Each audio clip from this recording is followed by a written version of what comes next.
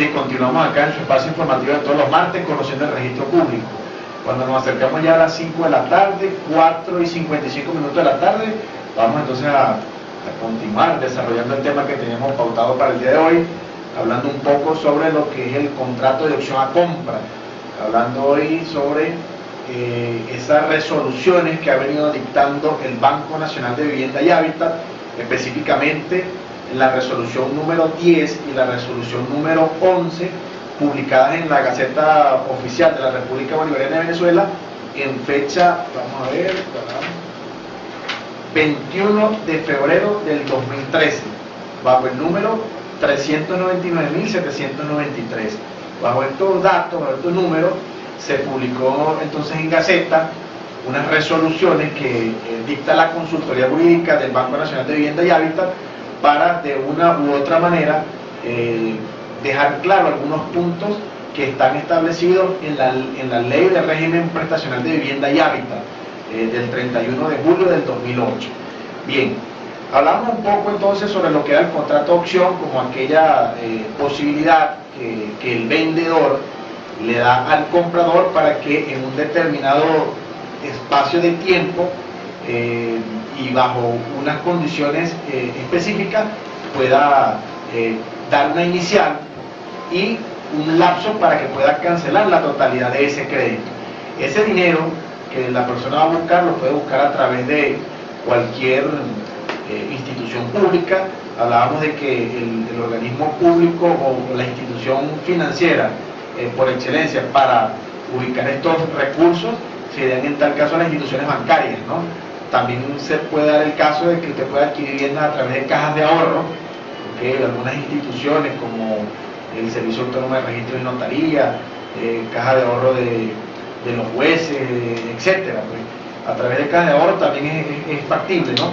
Pero los bancos, las instituciones bancarias son el ente ideal para que aquella persona que no cuenta con los recursos económicos completos pueda, a través de esta facilidad que otorga el Estado, pueda adquirir un inmueble dando una inicial y comprometiéndose a que la institución bancaria le va a conseguir ese dinero en un tiempo prudente. Generalmente siempre se han estado celebrando estos contratos de opción por un lapso de 3 meses y una prórroga de 1 mes más. Eso queda a criterio de las partes, también pudiera celebrarse incluso por, digamos, 6 meses, ¿no? Sin embargo, la persona que va a vender necesita que su inmueble salga a la venta lo más pronto posible. Entonces siempre a veces los lapsos resultan ser lapsos cortos, ¿no? A veces se puede celebrar incluso por 1 mes, ¿no? El Banco Nacional de Vivienda y Hábitat exige que el mínimo sea por 3 meses, ¿no? Ahora, ¿cuáles son los requisitos que en el banco, las circunstancias que consideran para otorgar ese tipo de crédito para vivienda? Bueno, primero el nivel de ingreso. Hay que ver a través de las constancias de trabajo cuánto es el ingreso de la persona. Si trabaja bajo una relación de dependencia. Ahora, si trabaja por su propia cuenta, debería entonces buscar un contador y que le emita una certificación de ingreso donde pueda demostrar que ese es su ingreso real, ¿no? Debe también demostrar cuántas personas integran el grupo familiar, debe decir cuál es la necesidad del grupo familiar, cuánto es la cantidad máxima del préstamo, ¿verdad? Y básicamente estos son los requisitos que el banco toma en cuenta en el momento en el que va a otorgar el crédito como tal, ¿no? Está también lo que es el subsidio habitacional, el subsidio directo habitacional, que es una cuota aparte que la institución bancaria le subsidia al comprador. Es decir, prácticamente es un regalo que le está haciendo el Estado a la persona, al solicitante, para que pueda adquirir una vivienda. Ahora, ese subsidio directo habitacional va a depender de la cantidad de salarios mínimos que devengue la persona. Lógicamente, una persona que tenga un salario por encima del límite fijado por la ley como tal para el subsidio, pues lógicamente no va a tener ese subsidio, sino va a tener que pagar ese dinero, ¿no? También tenemos por aquí el artículo 61 de la Ley de Régimen Prestacional de Vivienda, donde dice que esos créditos pueden ser concedidos incluso hasta por un 100% del valor del inmueble, ¿no? Y ese inmueble es sometido a un avalúo. Actualmente el monto fijado para los créditos bajo este sistema de política habitacional está en el monto de 350.000 bolívares. Ese es el monto que se tiene estipulado para este tipo de préstamos, 350.000 bolívares. Si el inmueble que usted piensa adquirir está por encima de los 350.000 bolívares, entonces corresponde al comprador completar la diferencia. Si el inmueble está en 500, 600, independientemente del precio que esté, entonces le corresponde a usted buscar esa diferencia como tal, esa diferencia en dinero, ¿no? También queríamos comentar en el artículo 68 de la Ley de Régimen Prestacional de Vivienda, quedan exentos del pago de derechos de registro los documentos, las protocolizaciones de estos documentos bajo este régimen. Cuando la persona viene con un documento de adquisición de vivienda bajo el régimen prestacional de vivienda y hábitat, ese documento está exento de los pagos de derechos de registro. ¿Okay? El banco, lógicamente, en la parte final del documento siempre hace una mención donde dicen que el documento se encuentra exonerado de los gastos de derechos de registro por tales artículos. Los bancos siempre en la parte final ellos están haciendo esa acotación. Sin embargo, aún no haciendo ellos la acotación, el notario y registrador debe estar claro y en conocimiento de esta norma para poder entonces exonerar esos documentos como tal. Ahora bien, comentando un poco sobre los criterios que ha venido emitiendo la consultoría jurídica del despacho de consultoría jurídica de este Banco Nacional, tenemos por aquí algunos importantes. El artículo 3 de esa resolución especifica que los créditos no pueden concederse por un lapso máximo de 30 años, lo que habíamos hablado en el primer corte, que no tenía muy claro el artículo, pero sí, en efecto, el artículo 3 de la resolución 10 de febrero del 2013 especifica que los créditos pueden concederse por un lapso máximo de 3 años. ¿Okay? También tenemos otros artículos acá de la resolución 11 de la consultoría jurídica de la misma fecha, en la que dice que en los contratos de opción a compra que tengan por objeto la adquisición de vivienda principal, y habíamos hecho énfasis en eso, o sea, esta normativa rige solamente cuando se va a adquirir crédito bajo este régimen de política habitacional y bajo esta modalidad. Más sin embargo, si usted va a vender, pero usted no va a utilizar el recurso del Estado para la compra, sino usted lo va a hacer a título particular, ahí sí ustedes pueden, conforme al principio de autonomía de la voluntad de las partes, ustedes pueden pactar lo que a bien quieran. Ahí sí pueden ustedes colocar las cláusulas en cuanto a tiempo y en cuanto a cláusulas penales que ustedes a bien consideren. Pero si se van a celebrar bajo este sistema, bajo este régimen, bueno, debemos entonces plegarnos a esta normativa, que quien vaya a vender a través del régimen de política habitacional debe entender que está sometido a estas reglas que están fijadas en esta normativa. Entonces dice en el artículo 2 que cuando se vaya a adquirir o se vaya a celebrar un contrato de opción a compra para adquirir vivienda principal, se consideran como cláusulas penales excesivas y cláusulas penales exorbitantes aquellas que prevean la retención de más del 10% del monto otorgado.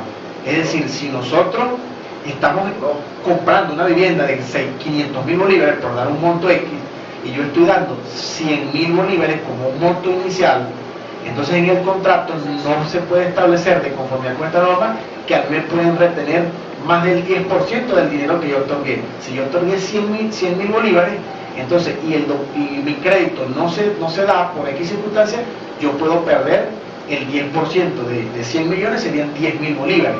Pero no se puede establecer entonces en ese contrato que si usted va a adquirir por política habitacional y no le sale su crédito, entonces usted va a perder el 50% de lo que dio, es decir, 50.000 bolívares. Bueno, esas normas que llegaren a colocarse dentro de esos documentos de opción son prácticamente cláusulas que están nulas. ¿Por qué? Porque van en contra de lo que la ley de política habitacional tiene establecido. Entonces, para esos contratos máximos, el comprador, de no darse su crédito por X circunstancias, máximo puede descontársele un 10% como cláusula penal, porque ya también explicamos que la cláusula penal es una especie de castigo o una especie de remuneración que debe pagar la persona que incumplió el contrato. Es decir, si yo iba a comprar en un aprobado de crédito, yo incumplí y yo debo cancelarle al optante vendedor una parte para, decíamos, mitigar ese incumplimiento, pues. Entonces hay que estar muy pendiente con eso. También tenemos por acá, que este también es muy importante, se han generado bastantes inconvenientes y sabemos que en ambas partes tienen la razón. A veces el vendedor tiene la razón y el comprador también, ¿no? ¿Cuáles son estos casos?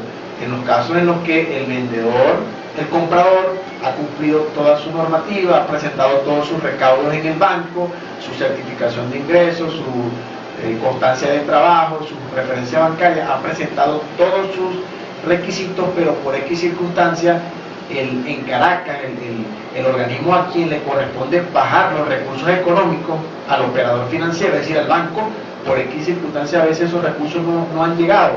A ver, se ha dado mucho el caso de que el optante comprador puede tener el crédito ya debidamente aprobado y ya fue al banco y verificó, y sí, yo voy a comprar una vivienda y yo tengo mi crédito debidamente aprobado, pero resulta que el organismo central, por X circunstancias, todavía no ha bajado los recursos.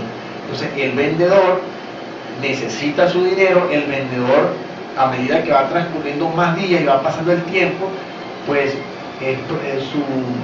su precio de venta, el que originalmente se fijó, a veces por efecto de la inflación se ve prácticamente disminuido. Entonces se da mucho el caso de que de repente pasan 2 meses, 3 meses y el crédito aprobado y los recursos todavía no llegan.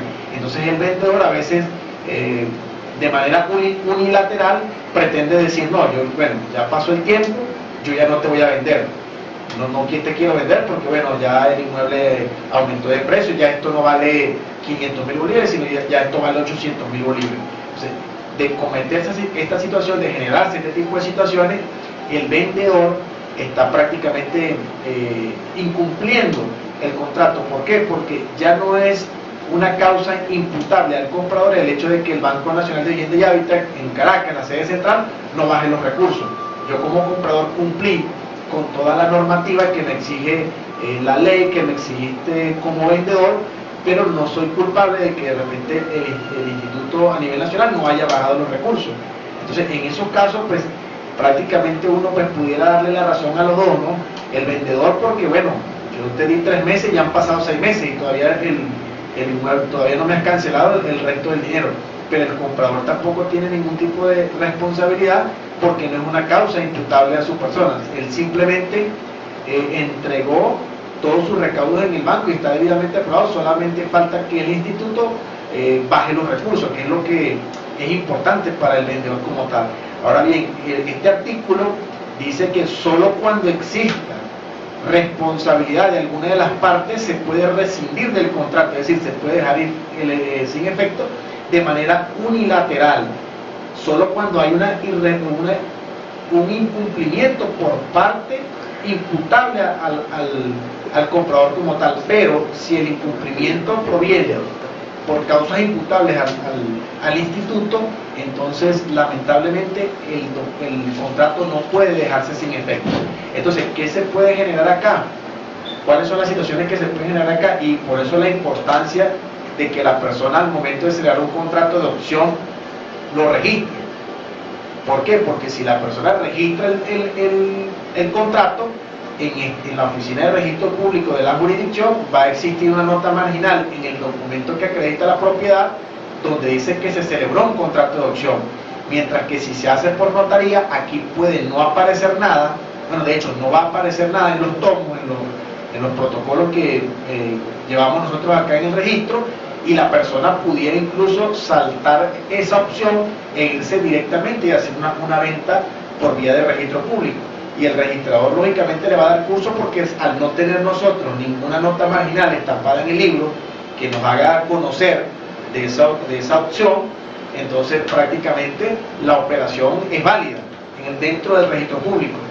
Pero si está registrado, pues ya el registrador puede entonces advertir a las partes de que existe un plazo pendiente, que existe un contrato que está en plena vigencia, ¿no? Ese caso se da mucho cuando el banco tarda en bajar los recursos. Cuando es entre familiares no habría tanto problema, porque si de repente el padre le va a vender a algún sobrino, a un hijo, ahí bueno, tal vez pudieran celebrarla por notaría y esperar el tiempo que sea necesario que el banco baje los recursos necesarios. Pero cuando ya estamos celebrando operaciones de compra de vivienda principal con un tercero, con una persona que de repente no es de nuestra confianza, entonces ahí sí es importante hacer el registro de esa opción a compra como tal. ¿Okay? Bien, el artículo 6 dice que lo que comentábamos en el corte anterior también, que el Banco Nacional de Vivienda y Hábitat remite a las instituciones financieras modelos de documentos de opción a compra que deben suscribir los usuarios para optar a entrar en el Sistema Nacional de Vivienda y Hábitat, ¿okay?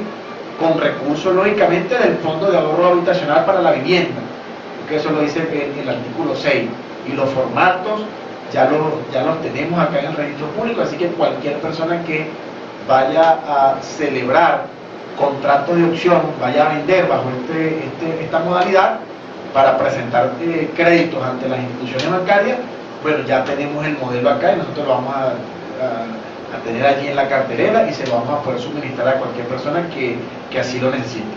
Otro artículo importante de este dictamen jurídico de la consultoría jurídica es que en el artículo 7 le da una competencia al INDEPAVIS para que a través de este organismo del Estado pueda procesarse cualquier denuncia que tenga que ver con una violación a las resoluciones que ha dictado el Banco Nacional de Vivienda y Hábitat como tal, a fines de que en el INDEPAVIS pueda mediar entre las partes y resolver los conflictos que se puedan generar en la aplicación de la ley de vivienda y hábitat como tal. Entonces este artículo es importante porque además de yo poder acudir a la vía judicial, es decir, a un tribunal a pedir el cumplimiento de ese contrato de opción, también puedo dirigirme a las oficinas al INDEPAVIS y solicitar, formular ante ese organismo cualquier tipo de denuncia.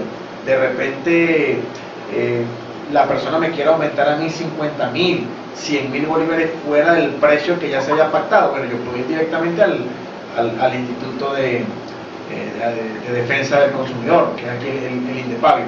O yo puedo también directamente irme a un tribunal civil y presentar una demanda en caso de que quieran burlar el documento de opción.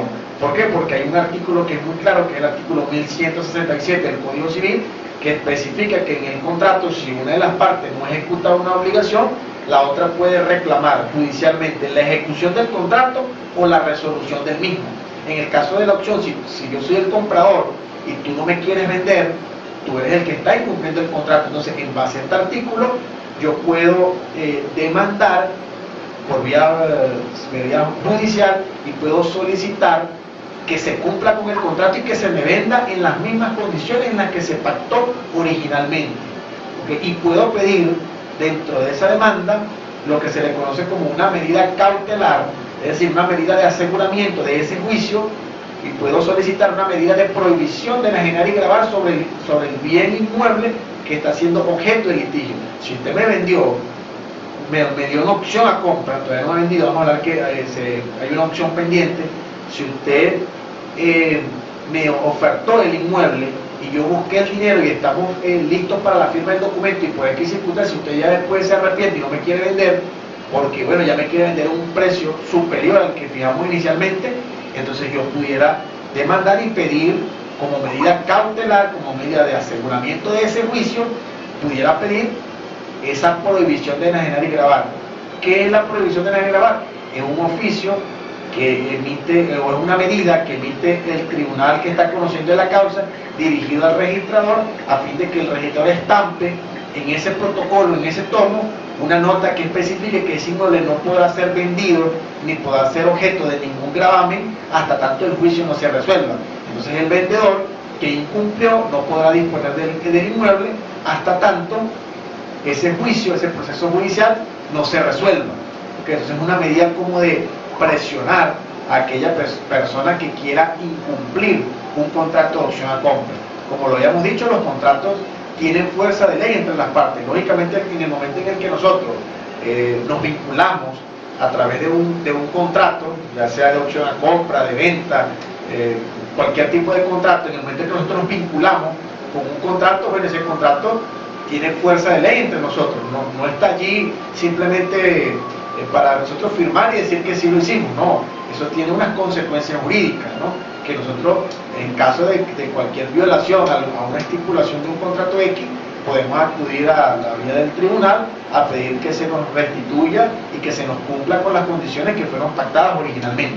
Eso es prácticamente la esencia de la demanda de cumplimiento del contrato como tal. Y se está dando mucho en estos momentos ese tipo de inconvenientes.